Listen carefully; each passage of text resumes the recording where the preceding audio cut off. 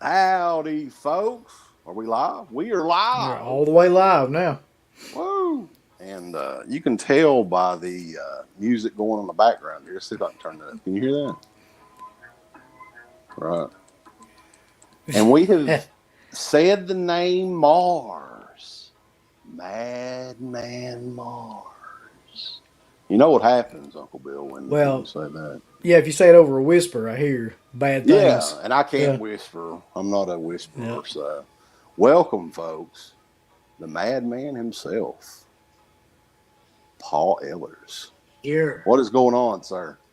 Hey, no, I'm just all excited, man, to get on a Dead Fit show. This is like fabulous. It's been a little while, hasn't It it? has, man. You know, I always tell people, like, one of the first people to contact me years ago was Wes. And he called me at home and wanted to know if he had the real Madman Mars on the phone. And I said, yes. And that one, when the hell was that? 2006 or something? 2006, 2007, around I that think time so, frame. right? Yeah. And then my friend Kevin Clement from uh, Churro Theater, he said, do a show, man. And my joke is, I used to say, well, three people have seen this film. He said, no. He said, there's a lot of people. And so I got a table there, and I was thrilled to meet so many fans, man. I mean, I tell people the same story. When we shot the film, I was 30, almost everybody was around that age. And it was very hard to get any sense of how scary the movie was. We want to think it is, but we don't know. So even when my friends saw it in the theater, which we did at that time open in the theater, which was nice.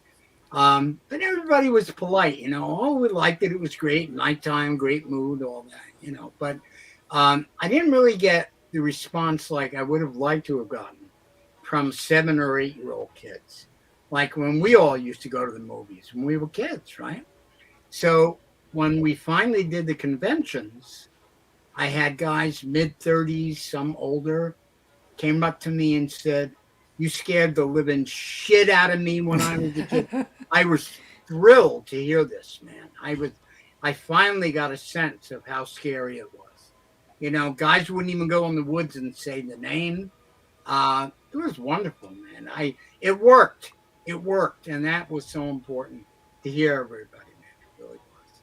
Well, it was a different time back then too, Oh yeah, really, because the theatrical thing was really the only way. I mean, VHS and all that stuff was kind of in its infancy, I guess, in the early '80s. yeah. And I brought a couple of props here. I've got the old VHS tape still in the collection, and this I love was it. like what year? This came out years later, right? This wasn't It did initially. not right away, and Yeah.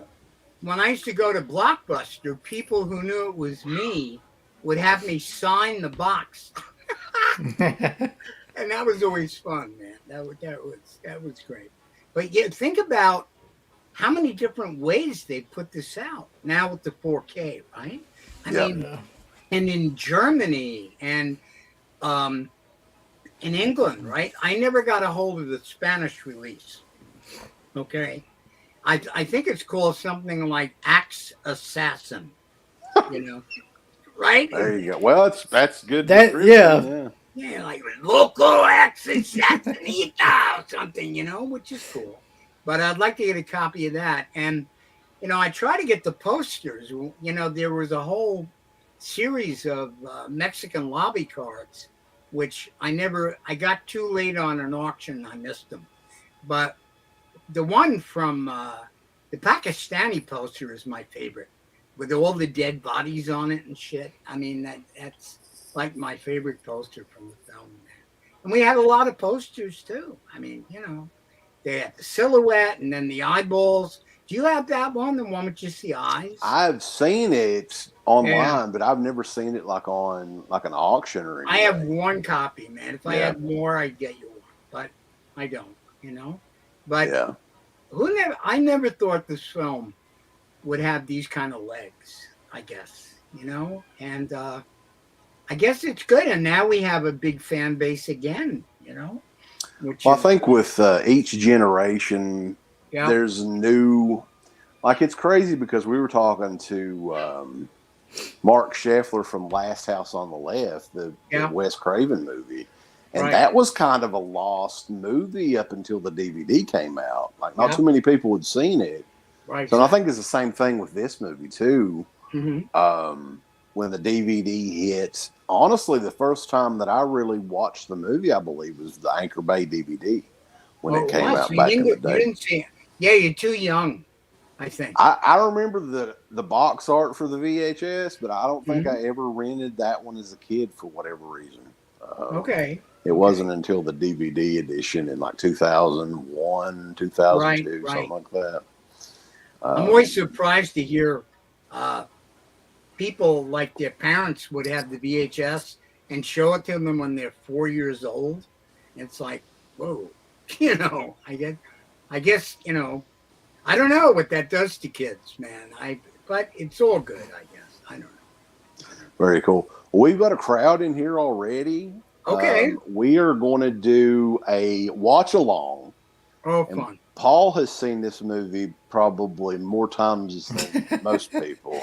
Yes. So, yeah, as we watch it, we're just going to go through and kind of, pick your brain a little bit. Okay. And I Okay. have the link in the description of the video if anybody else wants to Sure. check it out with us. That would be Because it is on YouTube. Now, it's probably not legally on YouTube, but what can you yeah. do? What can you But do? hey, but I got a Madman doll over there, a little one from Terry Cruikshank, who passed away, but he gifted me that, which was so nice of him. And I have a collection going of a lot of art. And I just want to say, I know you want to start the film, but when you first receive a doll or an image or a painting of yourself, it's like there's no words, man. It's like, really?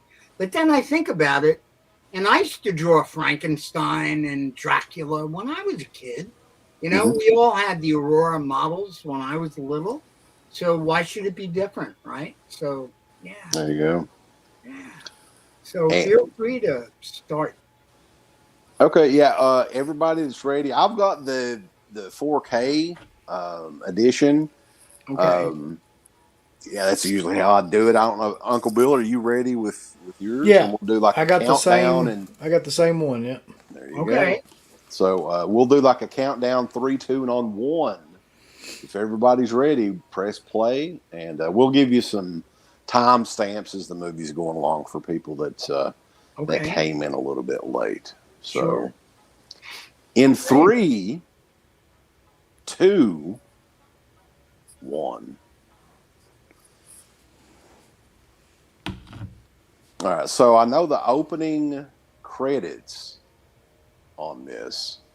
The artwork was from you, Yes. correct? Was. Yes. Yes. Yep. And the logo and all that stuff was Yeah. The designed as whole thing. well. Yep. I had no idea about that until I read it earlier. But I mean, you get a cut of the, of the No. No. nowadays. Whenever it's shown, like, do you get like a percentage? No, man. No. I get people try to fart in my honor, whenever they see it. That's about it. But, I got hired to do the poster. So, I was thinking about doing those hands, right? We were going to do like Joey, the director, wanted like a Grimm's fairy tales look, uh, like an old creepy fairy tale poster. So originally it was all silhouettes, and that was my background for the poster, where the tree that became the hands and the characters, and so they didn't use it after all. By the way, I think it's on the Vinegar Syndrome release. You can Hmm. Yes. switch out the cover, right? Yeah, Yeah. like a reverse cover. Yeah, yeah. So yes, that was me. And the poster art, was there a finished poster design overall, or was that just kind of a concept that you Well, had? Anchor Bay came in and didn't love what I did, and they wanted to push, I guess, sexuality. So they had that painting of TP, and Betsy together. Yeah. So there was that, and they tried that for a while, and then they just went with the silhouette, you know, which a lot of people don't realize. Um, the silhouette is not really my silhouette. Um, that was from a photograph that was backlit from like the shoulders down, and Mhm. I didn't have the mask on. I didn't have the makeup on. So they just had my regular head, right? So the artist did these wisps of hair coming out. So if I ever redid it, it's him with a lot of hair, you know? But nobody knows that, but that's cool. I should let people watch the movie, no? This scene, though, this first campfire scene, to me is the setup that makes this whole movie. I don't know, kind of like brings everything together. The whole idea of like telling the stories by the campfire.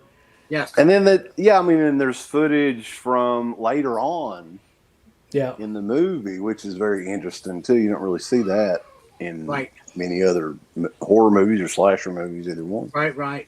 Yeah. And then the songs that Tony Fish Yes. are those his songs or did he I write those? I think Gary wrote them. Oh, okay. Okay. And Tony used to perform in nightclubs and things, um, which is why I hung him, because I thought that was an outrageous thing to do. So I said, "You got to hang for that." But yeah, I mean that's what he used to do, you know. And I don't know if people know, but the film was like a $350,000 budget in 1980, and they, for a while, biggest mistake they ever made. Max is good. The man that plays Max does a great job, but they were going to hire Vincent Price to play Max, I and had heard, yeah, something about yeah, that, I for think. 3 days he wanted like $12,000, and they couldn't find the money. And that would have been great. Would have been in one of Vinny's last movies, man, which would have been great, you know. We got a odd question here that you might, because I know you're a fan of some of these old school horror movies. I am. Is that this is from Ryan? Is that an original Curse of the Demon poster behind you there? It is, and for years I was trying to find one, and I got one at Chiller Theater Convention, and I love the movie. I love it. It's one of my favorite films, and I in the book Graven Images, which is all about really the best of horror film posters from the silent era.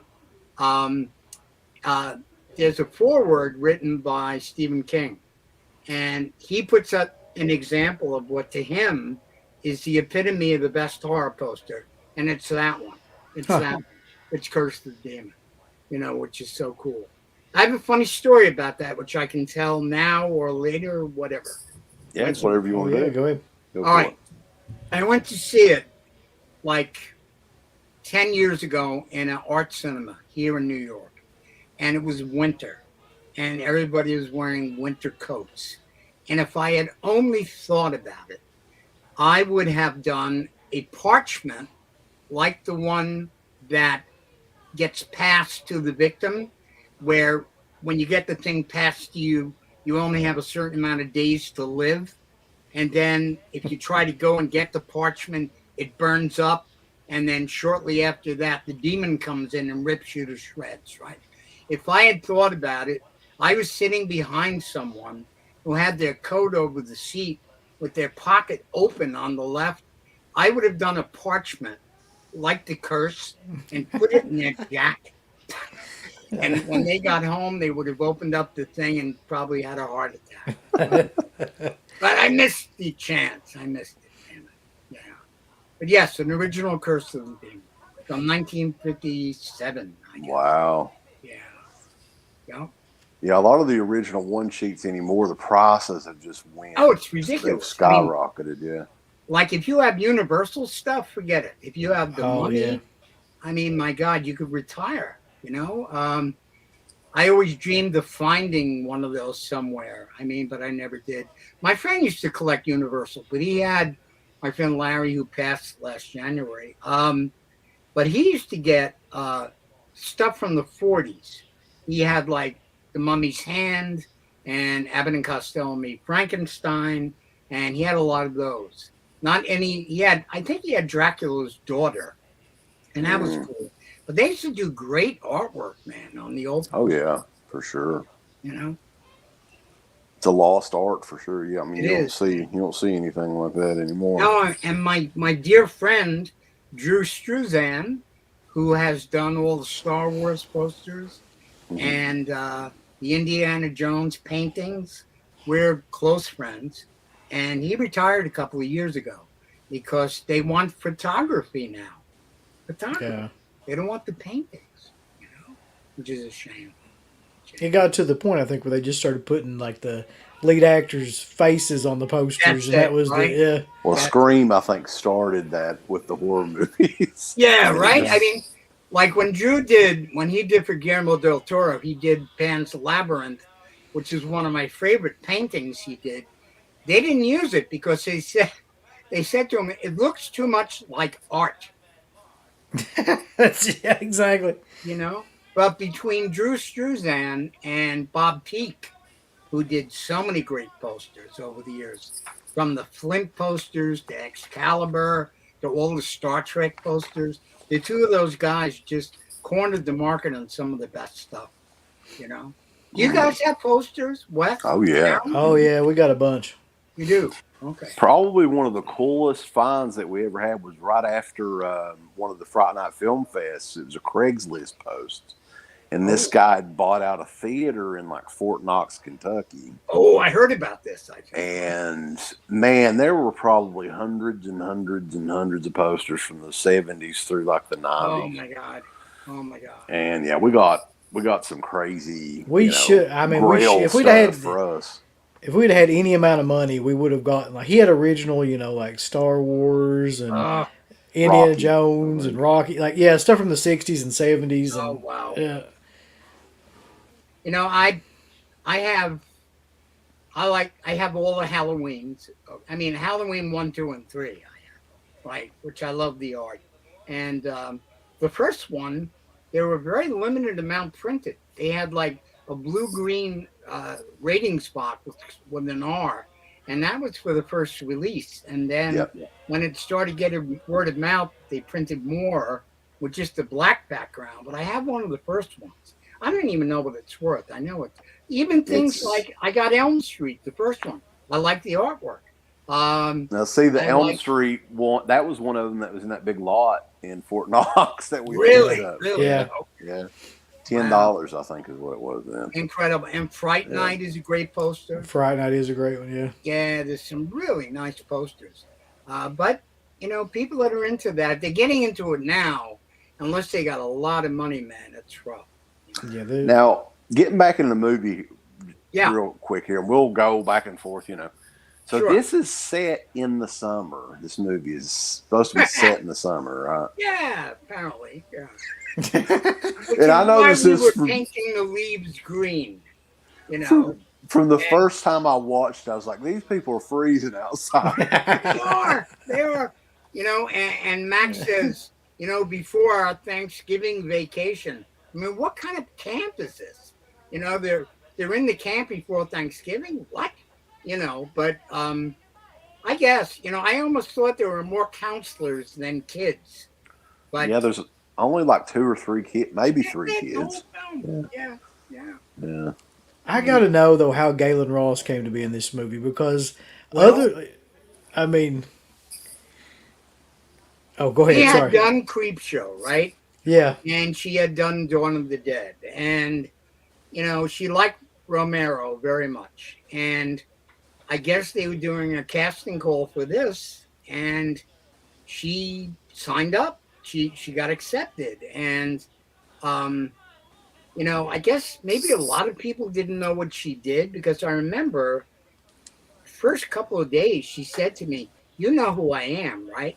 And I said, "Yeah, of course, But I didn't tell everybody, I figured she had a reason, But then, as you know, she kind of disowned the film forever.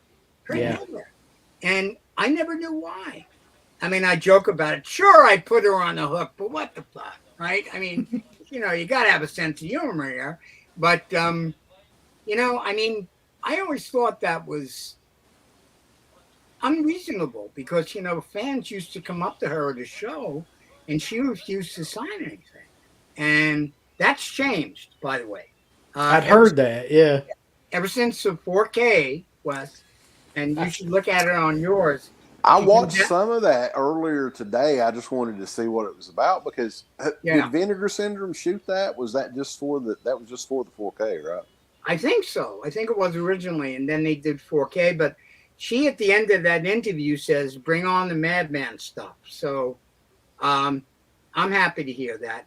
I had somebody talk to her um, during Chiller this past October, and um, Kevin delivered a letter for me because I never remembered having any trouble with Galen, and I said, we should do a show together, just me and you, and let the fans benefit from that because, I'm not always in the best shape. And I think it would be very rare for me to do a show with her. Mm. But that would be a great opportunity for a lot of people to get stuff signed. And I think she told one of the people at the show that she didn't have a problem with me. She said, Paul was always very sweet. I was like, oh shit, don't tell people that. But so we never had an issue. But I'm hoping she agrees to this, and in a future show, we try to do one with Galen and myself together, which I think would be great for Me fans. too. But I've always been confused about what the issue was with this movie, guys. We She's don't been in. know. We don't know what it is. I don't know. We never Um, knew. The director didn't know. The producer didn't well, know. she was friends with Gary, right? I mean, that's how She they was kind of. friends with Gary, right? Okay. But I don't know what happened. I mean, I know Gary has asked her. It's a great mystery. I do not know what it is. I don't know. It can't just be because she used another name because it wasn't Union. Nah, that doesn't make Yeah, sense. not at this point. I mean, Yeah. No, it had yeah, to be something else. But she did a fine job. She was not a problem. She did as right. good as she could do with it, man. She really did. I Some tried to go easy on her when I threw her into the piano there. I didn't want to bust her up too bad. But we didn't have a lot of stunt people. I had to do pretty much all my own stunts, guys.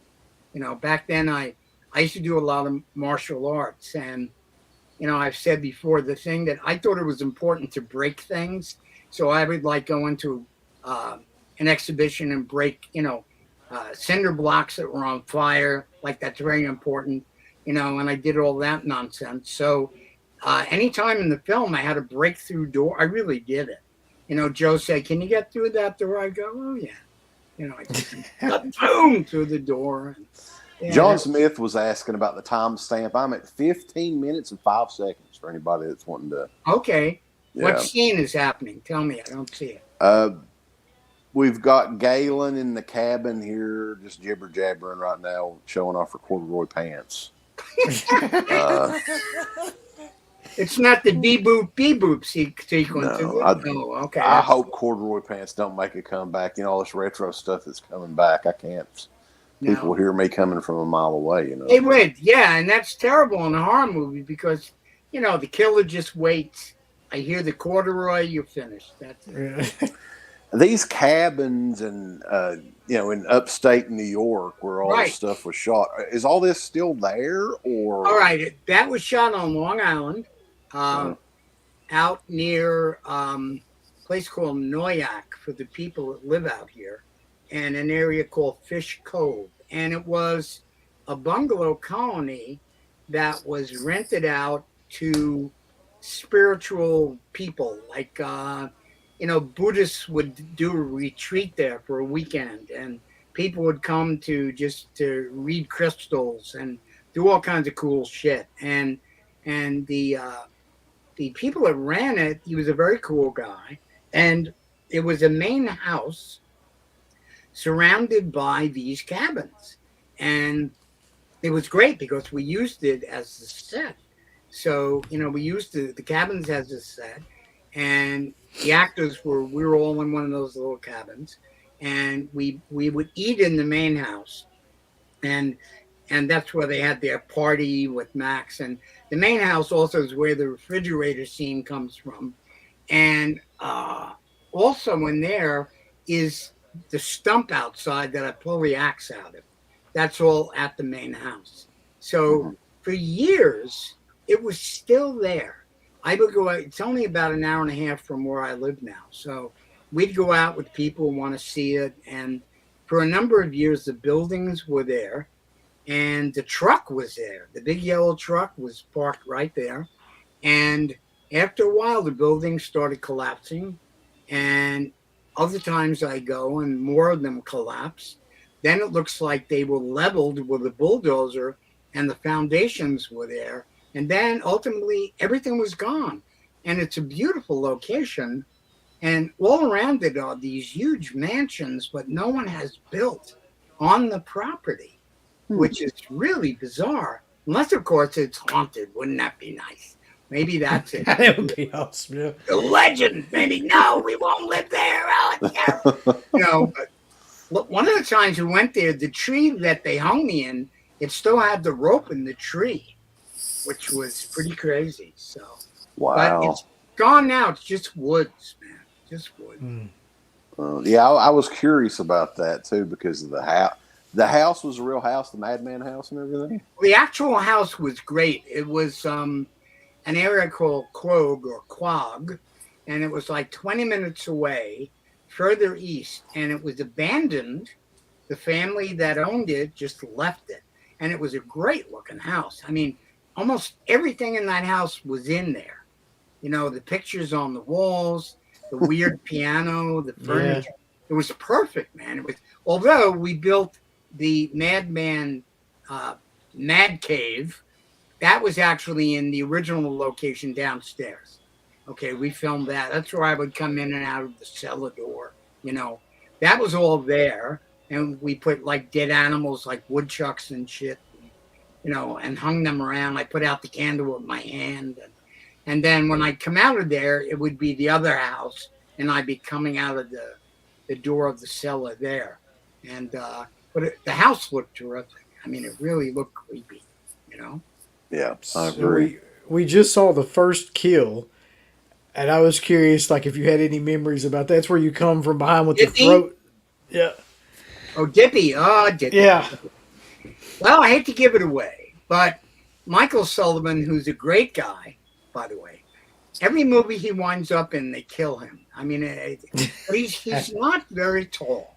I mean, Michael might really be under even 5 feet. So it was a brilliant thing to do to have him go with the bottle of bourbon, go out to the barn, open the door, turn on the light, and there I am towering over him, and boom, and I take his neck, rip his neck open. Yeah. It made me look like I was Sasquatch height, which was a very cool sequence. But again, the magic of movies, and he wasn't that tall, but it's a great scene. I mean, it surprises everybody when he turns on the light. I love that shot. I love that shot. Hmm. But Michael was not a very tall man, you know. Yeah. Yeah, the cinematography in this Oh movie yeah, it's too amazing. is something that I think sets it apart from quite a bit of those early '80s slasher movies. I think so. I totally agree. James Monell, or Jimmy Lemon, I think his name was Lemon. He had shot Ms. 45 and some other films, and he was a really good director of photography. And it shows. I mean, that's Hmm. one thing. People like to compare Madman to The Burning and all this, but I'll tell you, I think the production values are terrific in this film. They Yep. really are. I think the lighting is great. The score is good. The shots, I think, are very strong. I think the kills are good, and I always thought it got kind of a bad rap, and we would have come out a lot sooner if we had a little more money. But Friday the 13th beat us out, But everybody says cheap copy of Friday the 13th. No, it's not. I No. mean, No, I I'm going mean to the burning has much more like of a exploitation, like 16 millimeter kind of look to it, I know, right? and Yeah. this is much more of like an actual 35 like film. You know, Yeah, and Cinematic. it was Yeah. 35. And the actor Lou David, who plays the character of Cropsey in The Burning, I told a story and it's just so out there. My son, I used to live in Queens, New York, and my son went to a school, PS 99, right? And it was a public school, and one of the kids in the class was Davy Davidson, and they were really good friends. And my ex used to talk to the mother, and she said, my husband Lou did a horror movie. And then she was saying, I think it was based on the Cropsey Maniac. Turns out that my son's friend, Davy, his dad, Lou, was the guy who starred in The Burning.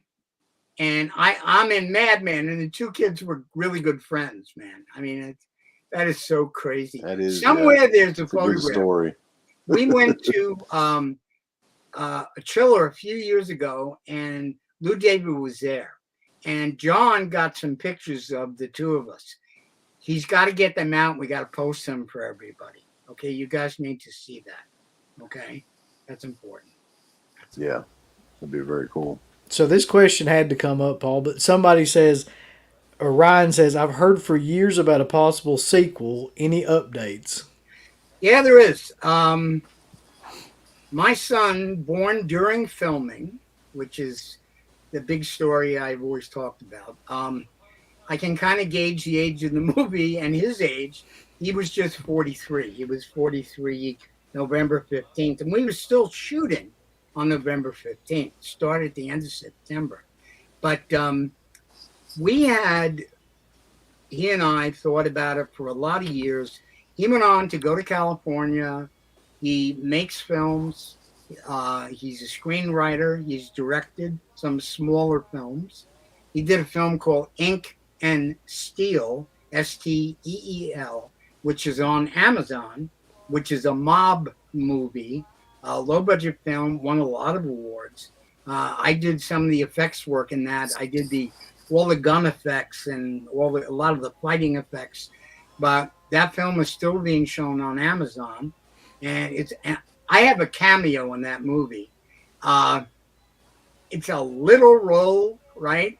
And it's in a barber shop, and there's a guy in there talking to someone who used to know the guy in the mafia, right? So the young man is sitting, waiting it out in the waiting room, and I'm sitting there, and I talk to this actor, and I say something silly to him, and people started telling my son, you really lucked out to get that weird old guy in the barbershop. It was me. It was me, man. So if you see the film, you can look for that little cameo. But the hot tub scene is right now, by the way. A classic. I mean, you got to at least acknowledge the scene. Everybody has to acknowledge that with the song. I mean, it just goes so well together. Don't take words to know, right, or whatever the hell the song. I know to me. I don't know that they're spinning around just staring at each other. Yeah, there's something about that scene. It's just they're going all the way around the hot tub, like chasing each other or something. In a circle. It's just what I think. Galen said something about Tony had a really hard time with this scene for some reason. I think maybe that's what happened. Maybe somebody was not happy with the way he kissed, and there was an issue. I don't know if that's the foundation of the story. It could be. It'd be funny, like if Mel Brooks made this movie, they'd be going faster and faster until there was a world. That's right. Which would be kind of funny, But we're talking about a sequel. Yeah. When I used to go back to my cabin at dawn, because we'd shoot all night, I go back at dawn, and my background was as really a horror film guy. I mean, I grew up with horror movies. Joey and Gary, not so much. So I would go back to the cabin every morning, and I would think about how I would do the kills. And I wrote them all down. So many years later, once my son got established in Hollywood, he and I wrote about 15 years ago a reimagining of the film based on the kills I wanted to see, and we wrote it. And uh, Gary at that time pretty much said, after Joe Giannone passed, Gary said, I have the rights now to the film. And he said, if I don't direct it, it's not going to happen. So he went out and tried to get backing to direct the movie. And a lot of time went by. He got close, but it didn't actually get there. So, he had spent a lot of time trying to do that. And we reworked it and did some new scenes. And my son has a rep out in California who we had a meeting a couple of months ago, and his rep said, if you guys want to try and do the sequel, he thought he could get backing, and he wants my son John to direct. So I thought, wow, this would be cool. Not only is he born during the filming, but he directs the sequel, which is only 43 fucking years later. Well, yeah. I mean, shit. Talk about new viewers. I mean, we got to appeal to new people and hopefully the old people. And right now we're in the process of writing that. And hopefully before I leave the planet, we'll try and do this. I can't play Mars again, guys. I'm sorry. A number of years ago I would have done it. But today I'll be in it. I'm going to do it. But now, the one that was from like 15 years ago. Yeah. Am I imagining this, or didn't they announce like Kurt Angle was going to be the new Madman or something? Yeah, they were talking about that. Gary wanted a wrestler. Okay. He wanted a wrestler to play the Madman because he figured, we can get the wrestling audience in there. And I think I told Gary, I didn't completely agree with that because, you're going to see the wrestler the whole time. You'll be thinking of the wrestler. It's like having The Rock play Madman. Really? I mean, it's not going to work. So I would prefer to get somebody new who's big, who can move well with weapons and axes and get around kind of. I did a lot of martial arts. So even though I was 280 pounds when I did the film, I still jumped up on the log and did all that shit. So I'd want to get somebody that would choreograph really well and kill scenes. Okay, really frightening stuff with axes and all kinds of stuff. So, yeah, I don't think that's going to be the lead anymore. No. So we got to see. I mean, I'm hoping for the best. I'm hoping because of the pedigree of the film, and nothing has ever been done with it. So many films have had sequels, and usually sequels suck. They really do. I mean, the challenge is interesting to try to do a sequel that's not truly a sequel, but rather a continuation of the story where we still bring in the character. And one thing I will say at this point, even though we changed it a lot, we're probably going to have the Richie character in it again. Being that, again, for him, it's 43 years after he had the trauma of seeing so many people get killed and finding the bodies. He's still alive, and Max is long dead. So we're going to kind of focus on Richie and some way he could work into the new story. And I don't want to give too much away, but, right now, that's kind of where we're going. I am going to probably be behind all the kill scenes. Apparently, I'm a very sick person, and they're going to take my suggestions and have us slaughter people. So that'll be a lot of fun, right?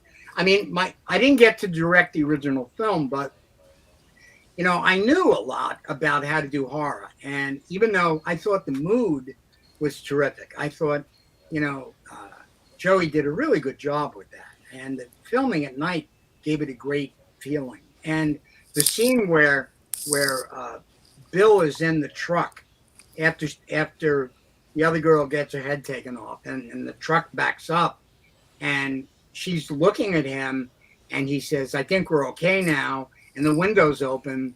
They were going to have me rip open the door, grab Bill and pull him out of the car. And I said to Joey, trust me on this.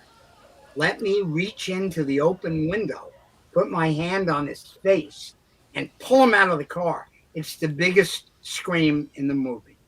It is each time. So it's going to be a lot more of that, guys. It's I'm gonna try to give you everything you want in this film. It's I think nice there's though that you have like a background where you actually like horror films and you're trying to like put it in a fan perspective about what you would want to see in a film like this too. Well, yeah, because I mean I talk about it now, but what we're gonna do, what we're gonna kind of do with the new one, if we keep going this way, is an event is going to happen where uh, the kills in the original Madman have become almost campfire tales and legends. And somebody gets this idea to do this horror weekend event in a location that looks like the original camp. And they're going to recreate some of those terrible kills in the camp. So when those kills happen, they're going to be more the ones I wanted at the time. And they're going to do this thing, this horror event, and Madman just might show up at this. And if he does, heads are going to roll, guys. Yeah. So well the ending of the original movie, which we haven't got to that yet, but yeah, it was originally set up for a sequel back sure. then. What was Yeah. is it just one of those deals where it just never happened? You couldn't get funding for it, or what happened No, there? Gary and Joey wrote a sequel called Hunt the Madman, and it was about a bunch of guys that go out after him. It had a lot of interesting characters. It had like a Hell's Angels, motorcycle gang that goes after him, another group of cops. It was an interesting story, but they never got the funding for it, so it kind of just died. So we'll see. It's an interesting time now, though, because there's so many different ways to watch a movie and get a movie out there. Oh, I know. I know. Very different than back then. I only had one way then, in movie theaters. So I know. I was thinking for like $150, I will come to your house, and at the right time, I will decapitate you while you're watching the film. there you go. That's a hell of a deal. I mean, $150. I think it's a great deal, Yeah. and of course, it'll be in the film. So we'll just add all those scenes, which would be very nice. Yes, that'll be fun. That'll be fun. Now, there's a lot of people on here that are saying that they want you to do the Madman Mars role again. Well, They're championing this on here. I know. What I think I may do. I'll certainly be choreographing with the guy to do everything. What I may insist on is doing the grunt, the sound. No matter who it is, I will do the. I'll come back with that, so at least people hear that. I would have done it years ago, guys, but unless I beat people to death with a cane, I'm not going to be able to do this right now. But don't worry, we're going to be very involved, and my son, who was born during the filming, will be directing, God willing, and hopefully it'll be an adventure, I think, for everybody involved. Well, what would Madman Mars look like in Okay, 2022? I think people talk about, well, he didn't die in the first film. No, he didn't. But he got burned maybe a little bit, and he got stabbed and all that. But I'm thinking he's more of a malevolent spirit in the woods, and kind of has become part of nature, and has survived in this like inner dimension, in between dimension of reality and fantasy. So that what I think I'm going to do with the makeup is we're going to have him be very similar, but a bit more rotted than he was in the first film. Like the axe that hit him in the eye, I think that's done a lot more nastiness to his face. So possibly above his cheek where it went to his eye, maybe we start to see teeth now. Something he's going to look scarier than he did the first film because he's been out in the woods for 43 years, you know. Well, Yeah. and back in 1980 or so, this was shot in 79, 80. What was the 80. We shot it in 80. 80? So like the makeup effects and stuff, unless you had, Tom Savini, that was pretty much the guy back then. It was Tom, yeah. I mean, who did the makeup work here and the there was a guy Madman named, oh mold? God, uh, what's his name? Olamo? Oh gosh, forgive me. The guy that did it, who did the original face. Oh,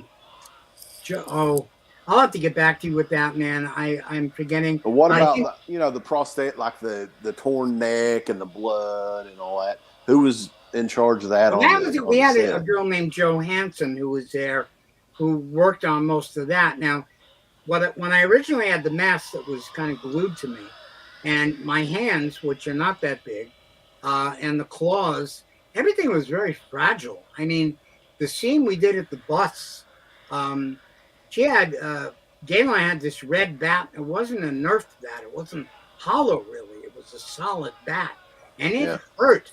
And when I'm reaching through the door, she took off one of the fingers, came right off. So we had to glue that back on.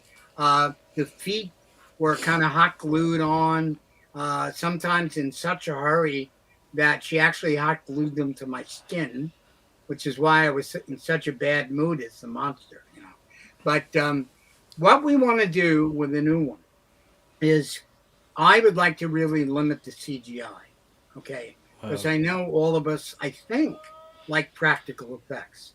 I mean, look what Bob Bottin did with the Thing, right? I mean, if we can, we're going to try to do a lot of practical, okay? We may have to do a couple of things CGI, but we're going to try for real practical effects as much as possible if we do the new one. So to make everybody happy with that, okay? Yeah, it seems like it's going more towards that prosthetic, the I old think school so. People effects. want it. They just Yeah. do.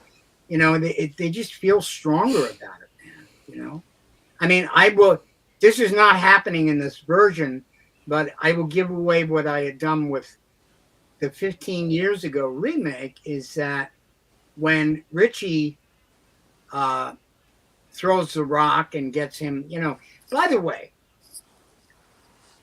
Max has been telling this freaking story for years. I mean, he didn't just tell it the first time in the movie. Mhm. He's been telling that ghost story to every group of campers every year. So it's just that for whatever reason, when Richie pisses him off, he comes forward that night, right? But that story was being told many times. So it's not like the first time it was ever told. But what I was going to do in the one we wrote 15 years ago, because we were going to play with the audience a little bit where they'll see a character and a kill coming up and they're going to say to their friends, oh, I know what's happening here. I know what with the truck. I know with all this. So when Richie summons Madman and the one we did years ago, Madman comes in and kind of steps on one of his feet and literally takes his neck right off, pop, and pops his head off and throws it. So we were going to surprise everybody. There's Richie, he's gone. But we're not doing that. We're not going to do that. Richie is going to be a very important part of this next film. Okay, so, but 43 years older. But wiser, I don't know. But 43 years. Yeah, very interested in seeing how that goes. So we're seeing a couple of shots here too of the feet, Paul. Like they show these like what is like how did that come about and like what was that like to wear Well, them? he's wearing boots early on. And Yeah. how does he lose his boots? Yeah, boots on in the house, right? Yeah. But living in the woods, it kind of like they rotted off his feet. But I have very small feet, and the story most people know it. I think I did it on your first interview. Is that when they're shooting me with the overalls, walking barefoot the first time, the cameraman starts laughing, and I'm thinking that's not good. And he has Joey look through the camera lens, and he said he has like ballerina feet. And it's true. I only have like 9.5-inch feet. So we couldn't use those. So we really rushed and we had these big rubber feet made, which are the ones you see in the film. So yeah, so I was wearing those things. Not very flexible, but kind of disgusting looking. And they work. They It work. does somehow or another. It does work in the Yeah, I film mean too. it's it gives. I think Madman, of all of the one off slasher movies from back then, he is the best villain of all. I mean, in my opinion, the I look know. and I know you everything. like them a lot. Yep. Yeah, I mean, it's cool. You and Quentin Tarantino, right? right. Who And I actually sold a 35 millimeter film to on eBay. I don't know if we did. you Okay. knew this, Yeah, but I did. I the did. movie will really crack you up. What movie it was? Which one, man? Santa with Muscle, starring Hulk Hogan. Santa with muscles. Oh my god. He Oh, I love well, it. I yeah, he love it. owns like literally everything. I think. Oh, he does, man. And Yeah. the new Beverly Cinema out in L.A. We were there one night for a showing where they were projecting the 35 millimeter film, and we had a bunch of people there. That was fun.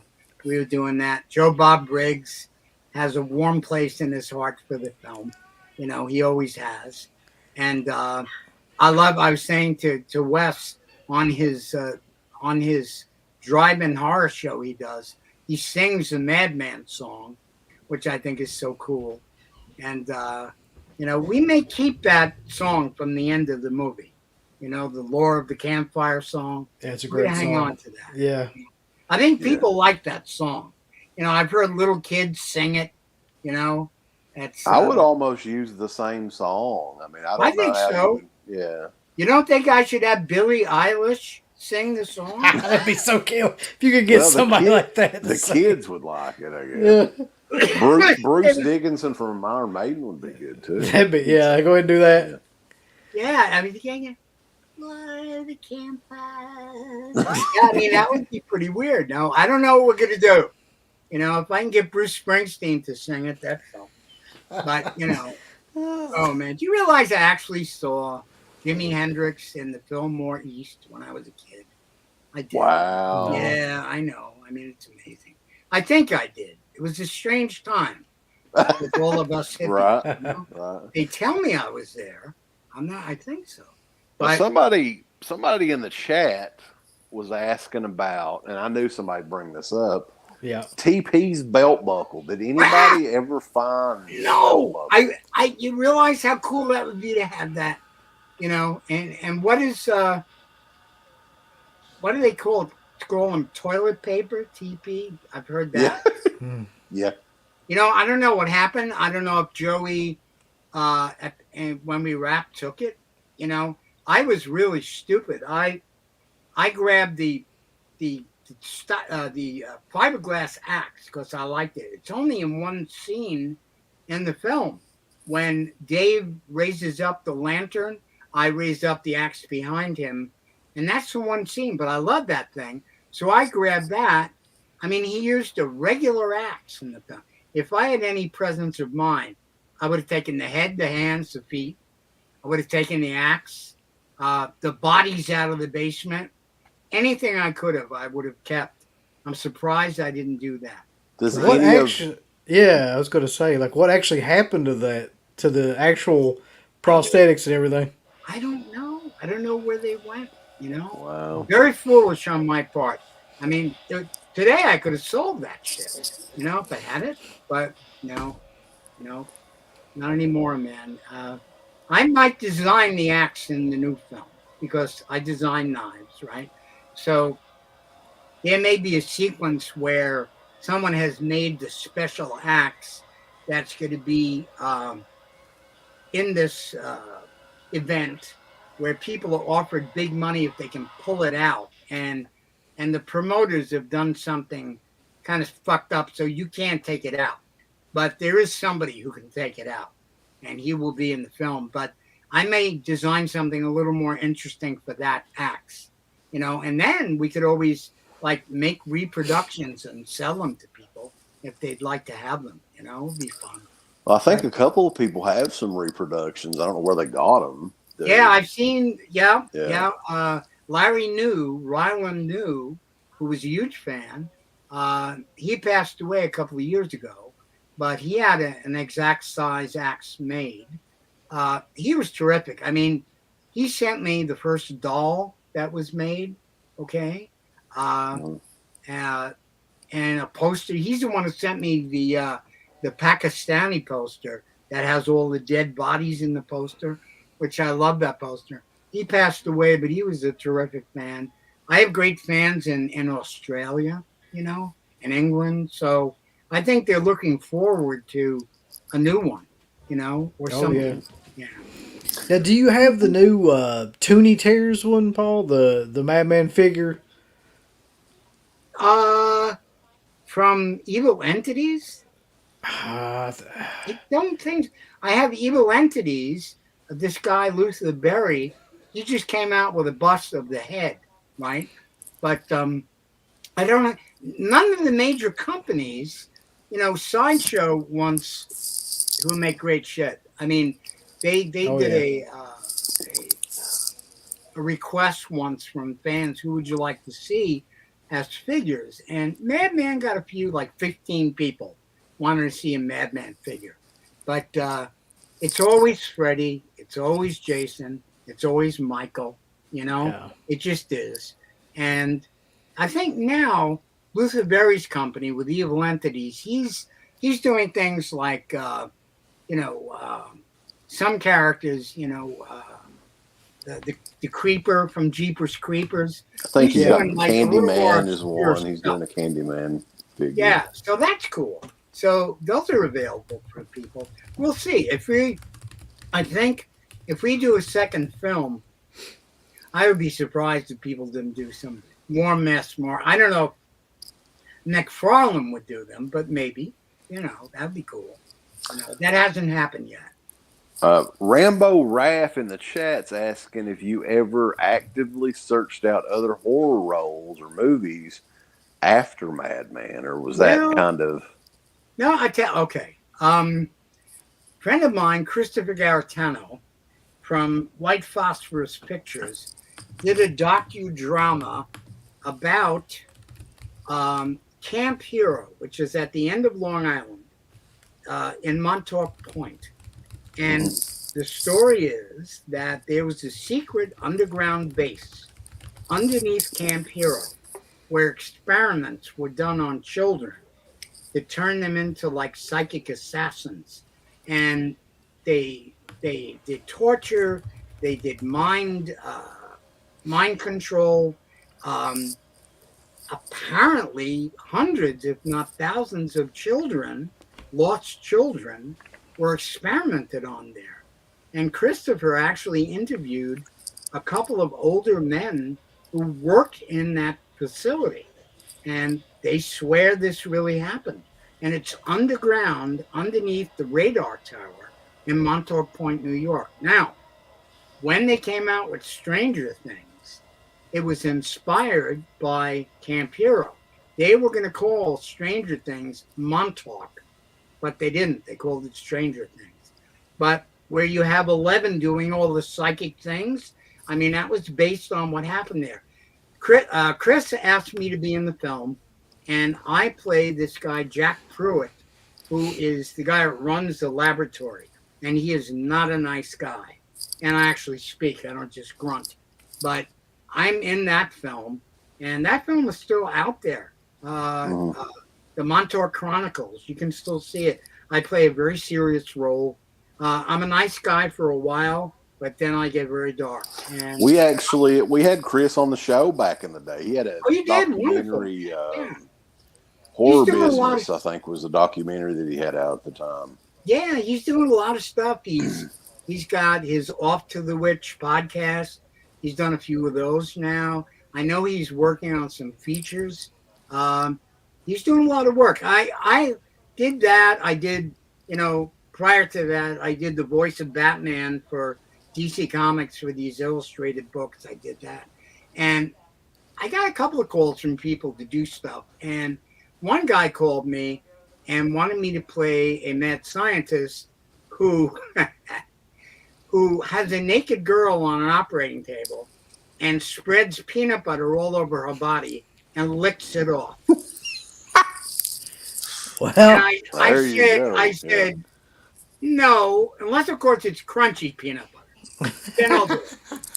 But I passed on that one. But I've done some voiceover work, you know. But we'll see. I mean, I'm not as long as I'm still around. I mean, I'm going to do more stuff. You know, we'll see. We'll see what happens. It'll be. Where are you in the movie right now, guys? We're getting ready to get to the scene with the yellow truck and I think Harriet Bass getting Harriet. Yeah. God bless her. You know, I mean, that was cool when we had our opening in the Rialto Theater on Broadway in Manhattan, and all of our friends were there. It was great, man. It was great seeing it in the theater. You know, there's nothing quite like seeing a horror film with an audience. You know, it really makes a big difference. And we did that. We went around the country for a while. We were actually on 42nd Street for a while in a second run there with a movie called Curtains, I think. Oh, yeah, yeah. That was there. And right next to porno movies, which is nice. But, yeah, and we went around. We were in theaters and, you know, we still, obviously they still keep, you know, printing it and publishing it and redoing it and putting it out in 4K. I mean that's something. You know, a lot of films just kind of die. You know. Do you when it comes to the physical media stuff? I know you said you collect. You know, you have all the Madman stuff. I do. How do you watch a movie though? Just a regular movie? Do you stream it or what do you do? I usually strip down naked and glue pickles to my arms like this and watch the movie and laugh the entire. No, we just watch at home, man. You know, with COVID, I wasn't going to theaters too much, you know, because I'm like the poster child for COVID, you know, so I had to be careful with that. But we just, you know, stream whatever we can, you know, on Netflix. I had Shudder for a while. That was fun. You know, Wes told me all about Terrifier 2, which I really want to look at because, they do some amazing kills. Yeah. I want to check that. Basically, like I was saying, that's all it is. It's a showcase of those just kill gore effects. Yeah. You know, I got to think, what a terrible career choice today for anybody who wants to be a clown. Yeah. Right. Like, Mom, I want to be a clown. Really? No, God. You know, I mean, they became so scary. Great. I don't know, man. I gotta check out some of the current stuff that's out. You know, I think that movie is kind of like the new Maniac or whatever you know what I mean. Like, okay. So that kind of set the bar then for that kind of effects, and then that movie is kind of like the new version of that. I'll look at it, man. I'm going to check it. And you said the second one, right? Not the first one. Terrifier 2. Yeah, I would check the second. You don't really need to check the first one out. They don't. I mean, you know. Okay. There's not much of a story in either one of those movies, really. No. But well, I tell you, I don't even know where that clown is from. But if the guy used to do makeup effects, it's a great kind of venue for him to show what he can do, man. That's, you know, we'll try and do a lot of that in this one. You know, we gotta. I want people to be happy with everything, and we'll see. You know, maybe when we get closer, you know, we get it done and we get it out there, we could do a premiere thing on your show, which would be nice. Love to do that. That'd be great. No doubt. The truck scene though, we're still, you know, she's close. got matching flannel. Was that intent? Like, did they? You know, it's like, well, that's why Aaron is so perfectly dressed now. Yeah, that's right. He's got a blue truck. Yeah, blue truck. Yeah, I mean, I don't know. You know, it was cold. I mean, you know, I was one of the only people that was warm in all their latex. You know, so that helped a lot. Well, and this particular death scene too is one of my favorites. Oh, it's fabulous. It's just, I don't think it's ever happened in another slasher movie. I don't think so. Yeah. No. I don't think so. I I am alluding to it in the new one, but I'm going to do something pretty grisly based on that. I'm not going to tell you now, but you'll see when that happens. But yeah, that was a great thing for her. I mean, that was a poor thing. I mean, they built that engine around her head. That was done indoors with engine parts, and they built an engine around her with black cloth and so forth. They could have made it a lot more gory. They could have had her eye gone or something. That would have been nice. But it works. It Yeah. works. So who comes up with that, Paul? Who comes up with that particular scene? I think that was Gary and Joe. That was their thing, man. That wasn't me. That was them. My thing is in the follow up when he parks the car for a second. But yeah, I mean, it's. I don't think it's ever been done again. I don't believe so. No. But it works. No. Good scene. Yeah, it definitely works. Yeah. Good scene. Any There's other a couple questions in particular. Yeah, anybody in the chat, if you guys have got anything, I'm trying to keep up, but okay. And we appreciate everybody coming on. Oh, absolutely. We've had quite a crowd on here tonight. For I want to say, and I've said it before, I really appreciate fans. I tell other actors who want to get an attitude, I say, guys, if we didn't have these people supporting us, we would not have careers. Okay? So, do what you got to do at a convention to be kind. I mean, be kind to people, man. It's so important. It really is. Yep. I mean, Rambo did say the Montauk Chronicles is on Tubi TV, which is totally free if anybody wants yes, to it check is. out. Anybody wants to see it, you'll know me in that one. You'll see it right away. Okay?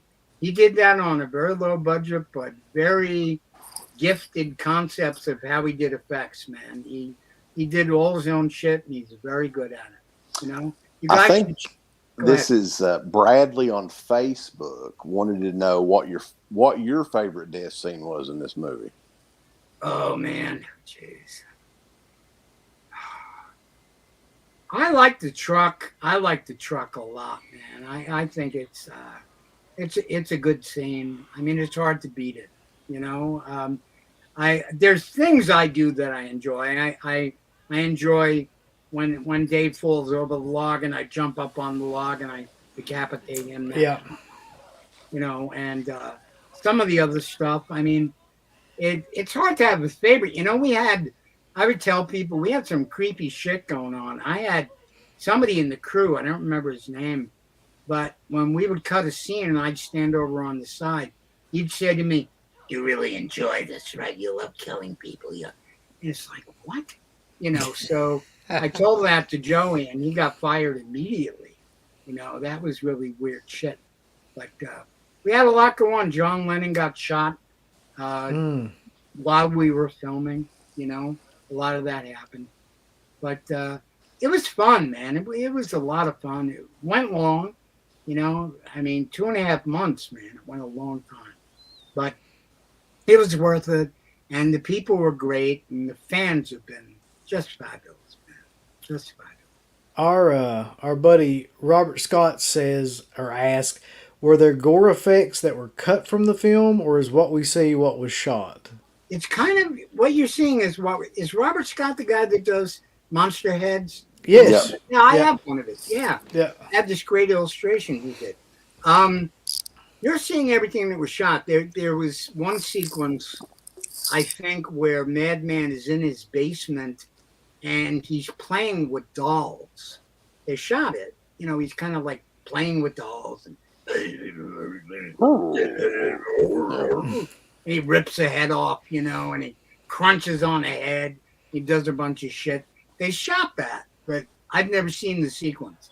It's somewhere.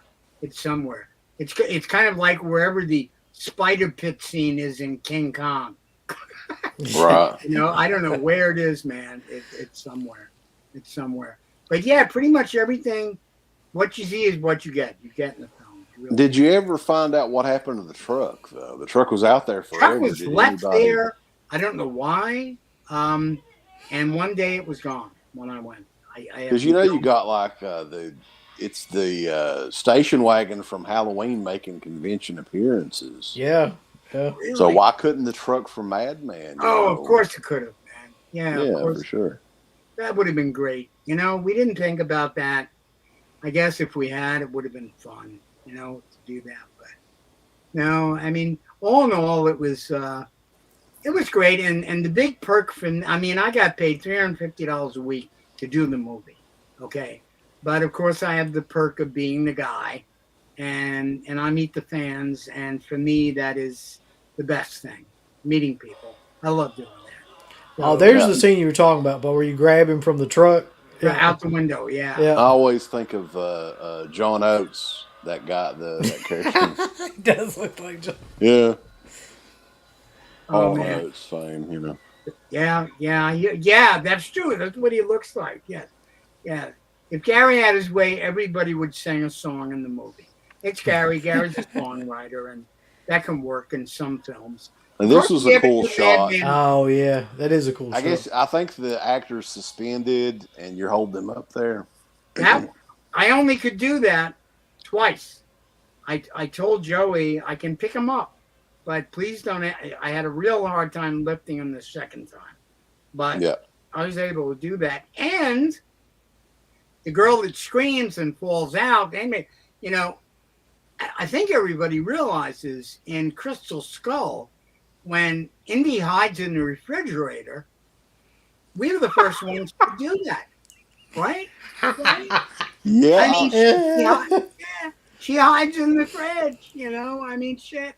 He was just hiding from like a nuclear bomb, though. He was. Well, I like to think of Madman as a nuclear bomb. Right.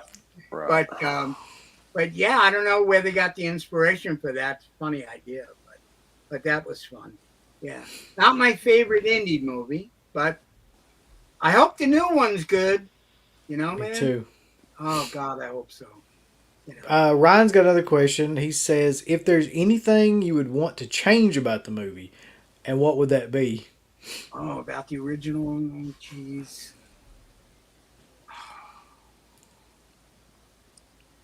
I don't know. I mean, one of my things is doing accents and voices. And, it'd be kind of weird if Mars did that, Pardon me, if you don't mind, I'm going to remove your head right now. Is that all right? No, he had a grunt. One of the versions I wrote, one of the sequels, he has a home invasion that happens by some psychopaths, and they tie him up, and they pull out his tongue, and they cut off his tongue. And that was going to be why he can't speak.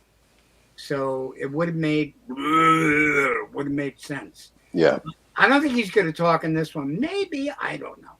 I mean, I'm thinking about Harry and the Hendersons, like when Harry actually speaks in the end. I don't remember what he says, but I don't know. That could ruin it. I better not do. A question from TJ Frizzy. What happened to Betsy at the end? Is it supposed to be ambiguous, or is there something filmed that didn't make the cut? No, she gets put on the hook, and she attempts to stab me, and she does, I think. And then there's the fire. So we assume she passes away. I mean, you could also assume Madman dies. But what we were going to do, my son and myself, when we had written a reimagining years ago, we had added a new character named Jesse. And there was going to be a love interest between Jesse, who was a local guy, and the Betsy character. And they were both going to go into Madman's house after they've lost friends, and they're both going to try and kill him.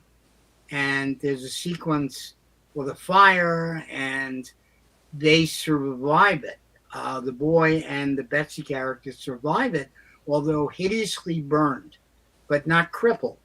And we were going to jump to a sequel from that once they healed, their goal was going to be to go after all these urban legends and campfire killers and all these guys as these partially mutated heroes who were then going to seek out and try to kill all these bad guys. But we never did that one. That might still be there. I don't know. We're going to see. I mean, we're going to probably leave it open if we do a sequel. I mean, I tell people we're the only damn movie without sequels. You know, I mean, if I There's was a Robert shot here. England, I'd have a lot of money. You know? Richie is looking at something in Mars' house. We never Yes, see what that is. they Was do there show something you. shot? They Oh, did they should have. I feel that they should have shown what he was looking at. You don't really see it till the song in the end.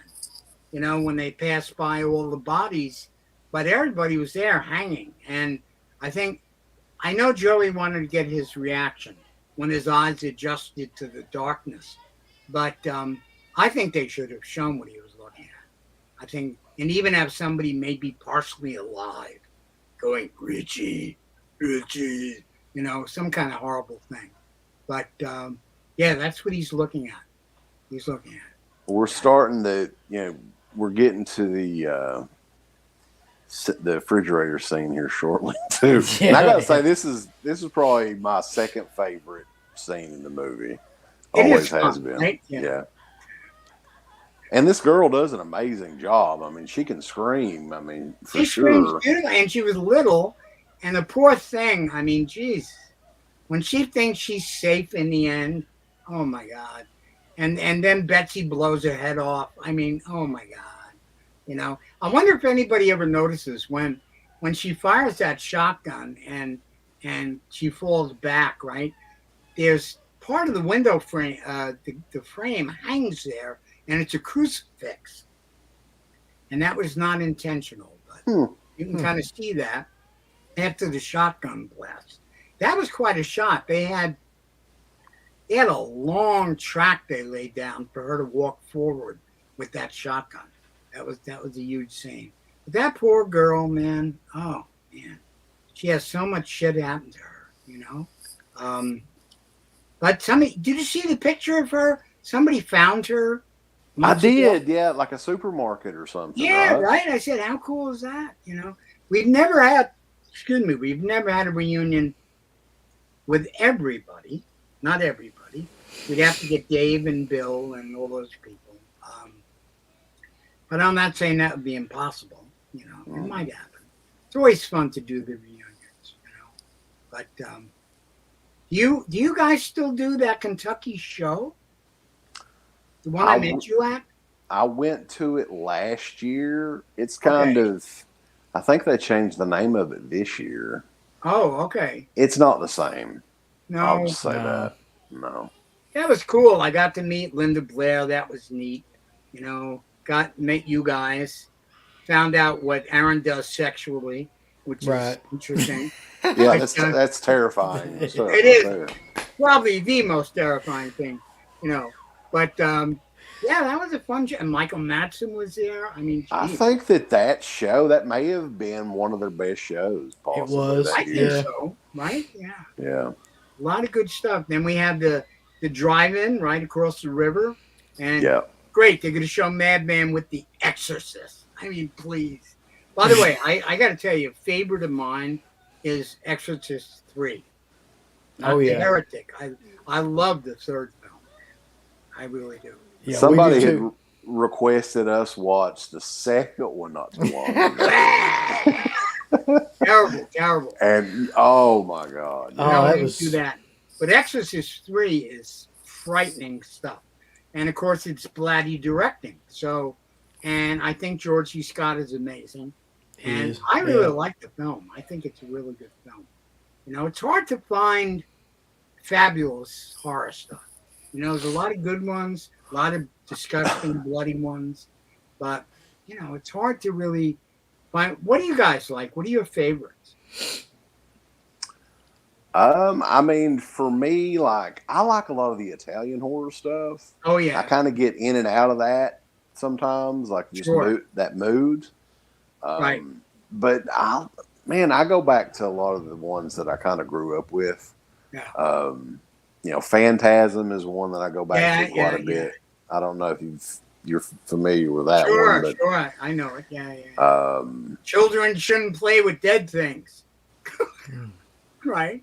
Which is a weird one. yeah, But Phantasm, yeah, with the ball, yeah, Uh-huh. that's cool. Yeah. Stuff. That's cool. You know, and, I always thought it'd be fun to kind of do like Universal used to do and get everybody in one movie. Get like Madman and Michael, and Jason and Freddy, everybody together. But I don't think the studios would ever agree to it. That would be tough. No, probably not. Yeah, Probably just not. like a battle royal or something. Battle Maybe they could royal have- between yeah, everybody. Yeah, that yeah. would be. But, Jeremy was asking what your favorite horror movie Well, of all time was, and he was of all asking. I time think is hard. I am saying about Exorcist 3, which I really like. Hereditary is a recent film Yeah. that's really, whoa. Mhm.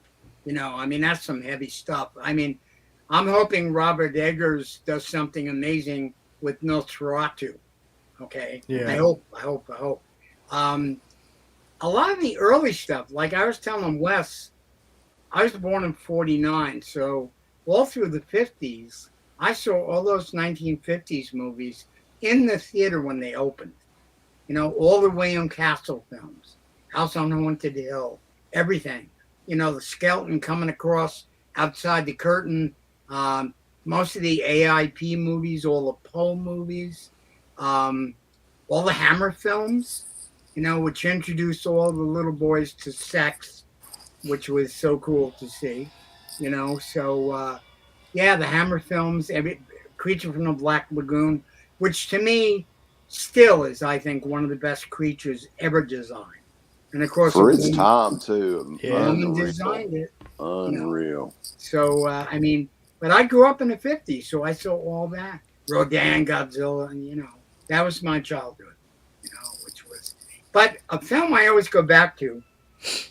I sang about Exorcist 3. I love that film, and if you guys haven't seen it, you should. Anybody watching? I love The Haunting, the Robert Wise production of The Haunting of Hill House, the original black and white version, where everything is implied. You don't really see anything. You hear noises, voices. You see some effects, but it's all in your own mind. And did you ever see The Mask? Back 3D movie, The Mask. Oh God! I mean, I don't think so. No, this stuff. And Horrors of the Black Museum, when the girl gets a pair of binoculars in the mail, and she looks out the window and focuses them, and spikes go through her eyes. Oh That's a Jesus! fun one. House of Wax is good. I have seen House of Wax. That is a great one. That's a good one. There's a 3D one back in the day, right? Yeah, Price does a great job with that. But there's so many. I mean, science fiction. I mean, The Thing from Another World, the first movie. I have it. I still watch it. Okay, I love what Carpenter did with his. Okay, but The Thing is a great favorite of mine. I love Dave There Stood Still, the original. Okay, I love everything about that. I go back to, of course, seeing when I was a kid all the 40s stuff, Dracula and the Mummy. So that's all in my foundation of my horror stuff. So if it's a good film, I'll usually like it. Just has to be a good movie. And he was asking about the soundtrack, I think, to yeah. Madman, and that Yes. one is out. It's out on vinyl, yeah. I mean, you can Mondo, yeah. get that. Yeah, Stephen Horlick worked on that, who then went on to work for the Reading Rainbow and stuff for Channel 13, which is kind of fun. But A different sort of classic, yeah. Right? But that finally came out. I don't like the cover, but that's me. And if Gary hears me, he knows how I feel with that. I don't, but you know what I love? It's the German cover, the one where I'm in the tree, that painting. That's a really good cover. That one behind us here, the British cover, is a nice one too. People have done some nice artwork with that. So that's always fun to see. As a horror guy, now having a collection of the monster I played in a movie is just so cool. I can't, has anybody ever done an Aaron or a Wes action figure? I think we had like a little resin bust thing done at one time. Yeah. I But remember that was a long time ago. That was like They early should days. do that. I mean, they should do it. Of course, the one for Aaron will only work if they include the pumpkin. But what the fuck? Oh, God. Anyway, guys, Halloween's over. I'm pissed. Yeah, me too. You know, I mean, geez, man. This Did you time see? period sucks. Did you see any of the recent Halloween movies? Since you said you were a fan of Yeah, them. yeah, I saw Halloween Ends, and Uh, yeah, yeah. Yeah. I didn't think the script was as bad as I thought it was going to be, but you know, it was time to end it, guys. You know, I mean, like, I noticed the crucifix just now when you mentioned Yeah, that yeah, we just earlier. saw that Yeah. it scene. Yeah. hanging in the window, man. Yep. Yeah. I'd never noticed that before. I hadn't Oddly either. enough. Yeah. See, now, if she had grabbed the crucifix and when Madman comes at her and she went, "The power of Christ compels you," she may have survived. But no, no. Why she ever went into the house? You notice she does a little smile when she's standing outside with the gun. I mean, what was that? And she would do this really subtle smile, you know, like either I'm going to get him now or boom, you know. But that was the house. Everything in there was in the house, man. You know, it was, and I guess we always thought maybe she got pissed because I put her on a meat hook. You know, I mean, if she had survived like a Sigourney Weaver, right? You know, would have been nice. I can't. I've never figured that out. Like what it was about this movie that pissed her off. We don't. Nobody knows. I don't know. If I do a show with her, I will ask her, and I will get back to you guys. And even if it's private, I'll tell you what it was. Okay. I'll leave it in your pumpkin, Aaron. So be careful what you do with it. I'll try to restrain myself. Yeah. Yeah, try. Oh God, guys. Hey, congratulations on doing Dead Pit. How many years now? God, what? Wow. 17? It's 17 close to years? 17 years actually, 17 but years. we took a few years off. Okay. But And you came had to back get married during and stuff. Yeah. during COVID and all that. I think was one of the big Okay. things that brought us back because we were all working from home. I know. And, I know. had a People lot love of the free show, time. man. It's good stuff. Yeah. I've seen some other people do podcasts and they're shit. They're just terrible. You know, they're not funny. They're not, you know, you watch it and you go, I could have done something else for 2 hours. But, you know, you do a nice job, guys. And good. I applaud you. Thank you. All in the horror community. We appreciate that. it. Yeah. We appreciate you saying that for sure. What's happening on screen, dude? Well, Galen's beating yeah. the crap out of your hand with a baseball bat. Oh, on the bus. Okay. Yeah. Yeah, that hurt. You know, I mean, we have a bus scene in the new one, but I can't tell you anything. Can't. But yeah, that's a great shot. I thought the makeup looked good standing outside the door. I like that. Yeah. But it was delicate. And we only had one head and one set of hands, man. We didn't That's have the wild, big yeah. Yeah, usually Nowadays, they would probably have 10 different ones or Sure. something made up. Yeah. So we had to be very careful of what happened, you know. But yeah, the scene in the bus, that was nuts. Did she leave the bus yet? Yeah. Yeah, just now, and they're taking the 4 or 5 kids that were at camp. Right. Yeah. The smallest camp class of all time is going Of down. all time ever, right? And you know, I like another thing I wanted to mention to you too. Yeah. And we were talking about this not too long ago. Madman is one of the movies that's in this kind of subgenre of films that take place over the span of one night. That's true. So it's all, which is kind of neat, right? yeah, I think it's kind of cool.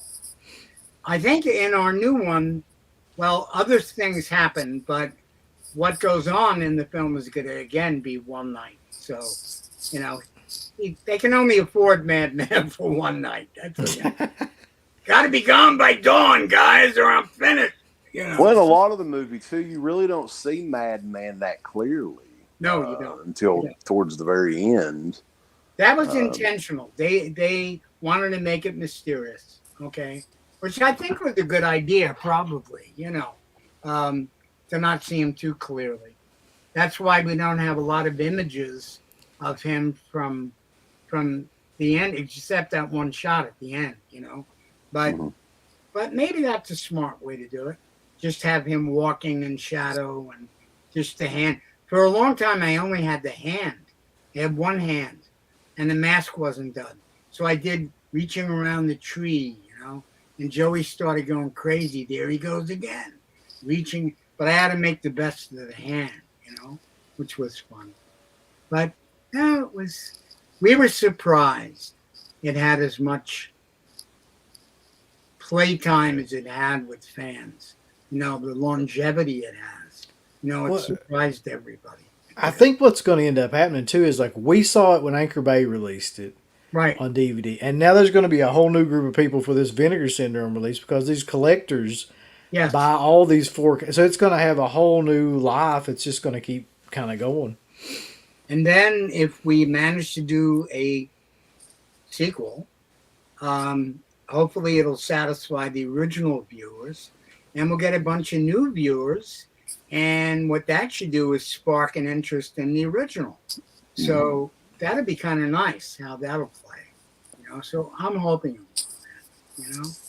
The collectors now, though, they're kind of different. I mean, what do you think about? Because I've got it here. I think Aaron's got it. For years, everybody was going on. Vinegar Syndrome does the limited edition slip cases. So the slip cases are worth as much as the movie. So if you don't have the slip case, you don't have the total package. Exactly. I've seen that on VHS tapes. I'm like, I couldn't believe how much they're going for, on the cases. Holy shit. Yeah, I mean, that's a very interesting thing. Collectors are an interesting group of people. They really are, But thank God for them, man, because we need those kind of people. We need the Elvira fans, and we need all this, For me, it was Zachary when I was a kid, and then he did Chill Theater for years until he passed away. He was like 94 or something. But that's who we watched when we were little, It's just, when somebody was asking about the 4K, if it's worth an upgrade, and I would say definitely for sure. I think it looks good. Yeah. And the it's thing got, about yeah. the thing about 4K is what I notice, at least, a lot of these older movies, it's really like you're going in a movie theater and seeing it back into. I mean, it looks like that good, And it's got everything on it, right? They transferred all this stuff from the long version, so you got all the photos and the stills, and you've got Galen. Yeah, which, but you can hear her screaming. You're currently dragging her down the steps right now. What can I say, Galen? Maybe that's come along quietly. It would have been a lot easier. But yeah, I think maybe she didn't like being put on a hook. But what the hell? Oh, there it is. Speaking of which, so if you were to name one movie that kind of inspired Madman to be made at the time, which movie would that be? What was the success that led to, we've got to make something like this?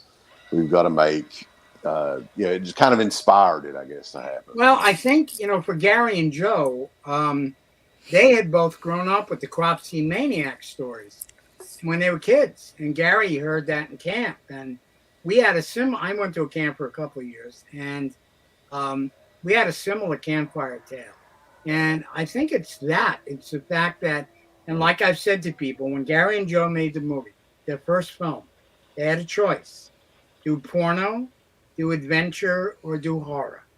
So it was kind of a financial decision that they took horror, and it's a good thing because now we have that. So. Yeah.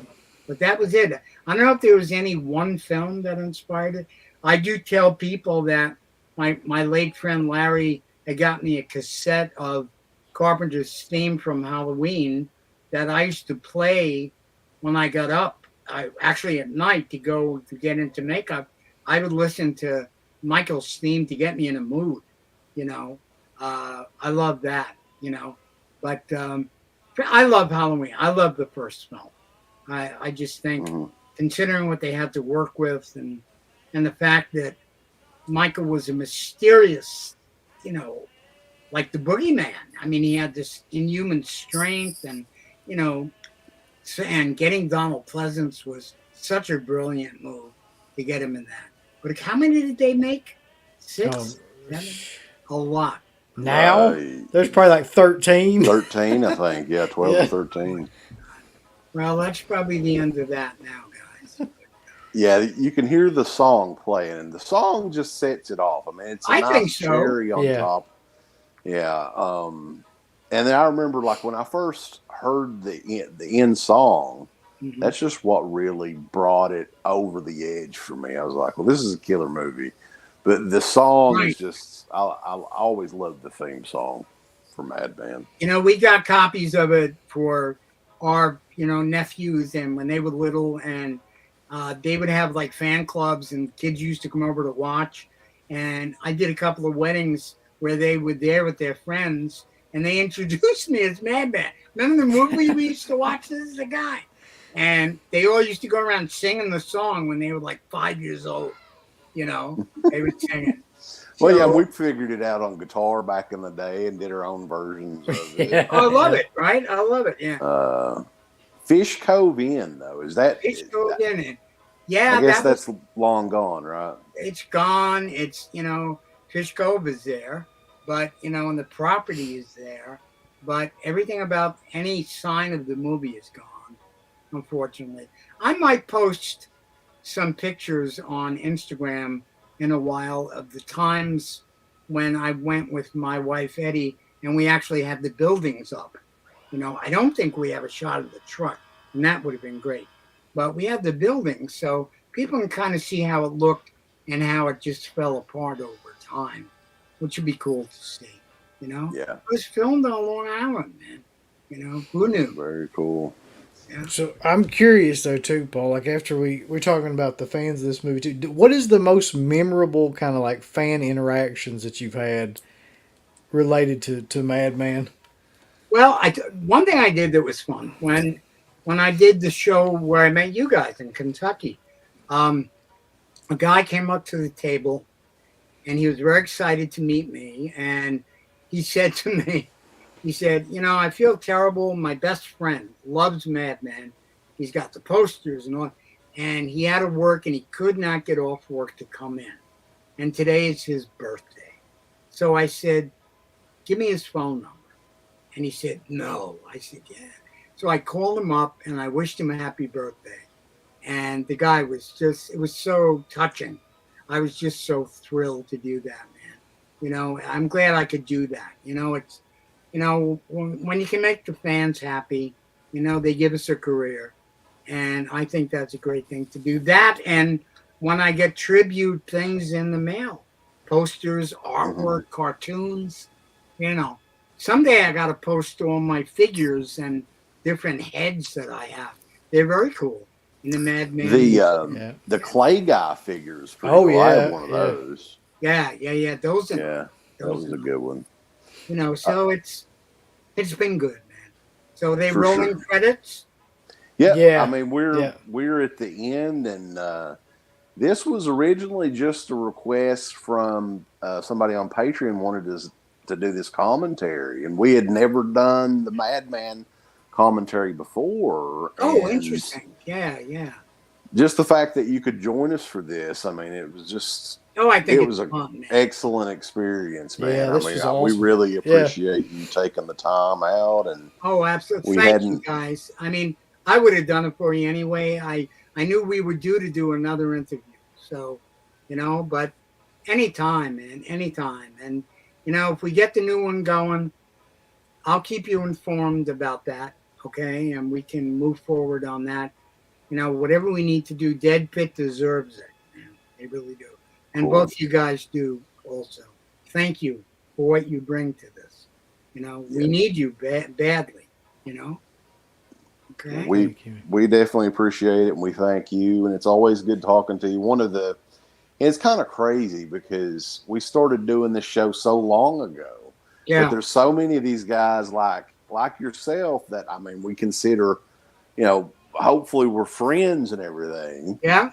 That, the movies that I grew up with, and we just get to chit chat back and forth, and then it's good to good to get you back on for a show, and hopefully we can do something again in the near future. Oh Yeah, yeah, oh, yeah. so many of the guys that have done these are really good people. You know, I mean, like from Hills Have Eyes, Michael Berryman's a great guy Oh, and a yeah. very sensitive man. And I've talked to him at shows, and you know, almost everybody is. It's just great to get, you know, and all of them like to talk about it. You know, have you had any of the guys who played Michael? Yeah. Let's see, Tom Morga, who We've played had, him. I can't remember.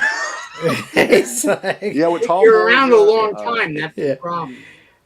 Did we ever have Don Shanks? I can't remember. No. At No, We least talked a to Nick. couple. We talked to Nick Castle. I don't know if we did like a formal interview with him, but yeah. Yeah, and Tony oh Moran, God, we interviewed Tony him. Moran. Yeah. Yeah. I So, may yeah. try. I told Wes that we're going to shoot the saloon scene where Mars goes to the bar, and we're going to try and populate the bar with guys who played either Jason or Michael or any of those characters. We're going to try to have them be the patrons in the bar that jump on Mars and drag him out and lynch him. Oh So God. no guarantee, but you know, I'm going to try to get everybody. We're going to try. Yeah, We can do it. it'd be It'll be very fun. cool. Yeah. It'll be fun. Yeah, and keep us up to date on that, and I will. anything that we can do to I help know. spread the word, we are always down. Thank you, guys. I know you guys are great, and I can't say enough how much we all appreciate what you do. We really do, man.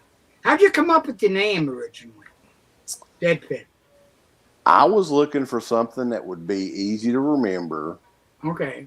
and I like the design of you. I don't know if you remember the movie from the '80s, The Dead Pit. Oh yeah, It's a zombie movie, kind The of. It's not the zombie best, film, yeah. not the best movie, you know. But I like the art style, the poster, and everything. Oh yeah, that was great. So, and there were a lot of horror websites that used black and red. Yes, And I was like, yes. I wanted to do something a little bit different, so I know. we went with the green motif, and I think that looks great. I'm glad you didn't use Aaron's first choice for the name. I know he had told me he wanted to call it Armpit, but I don't think Armpit would have been the Armpit.com. same, right? I mean, no. I thought it had a ring to it at the time. Well, I it don't. does, you Yeah. know? Yeah. I think it kind of stinks. Oh God. Okay. Oh God, man. Hey, listen, guys. It's almost Thanksgiving. You should have a wonderful. Be safe, both of you. Okay. you too, yeah, and happy holidays and everything. Yeah. Oh, and, thanks, man. And I wind up sometimes people have me do a Santa voice for kids at Christmas. I don't get on camera, but I go, oh, hello, kids. You know, Merry Christmas. You know, somebody suggested I do cameo. You think I should do it? Yeah. Why not? I might do cameo, man. That would be neat. I'm going to work on that. Okay. I'm going to do it. Yeah, if you got the StreamYard thing and the Zoom thing figured out, Cameo. Yeah, I mean, people would love to hear from me, I think. I hope. You know, so we'll see. All right. Cool. Are we good? Yeah. We man. are good, and we appreciate everybody joining us tonight. And Thank you, everyone. Thank you very much. Paul, definitely, it's always great speaking with you, and happy holidays, Yeah. happy Thank you. Thanksgiving, and everything. And we will catch you guys next time over at Dead Pits. No kidding. All right, guys. Signing out. I don't know how to All turn right. it off. I got to ask my wife. See you, Paul. Hey, Eddie. See you, Paul. Ed.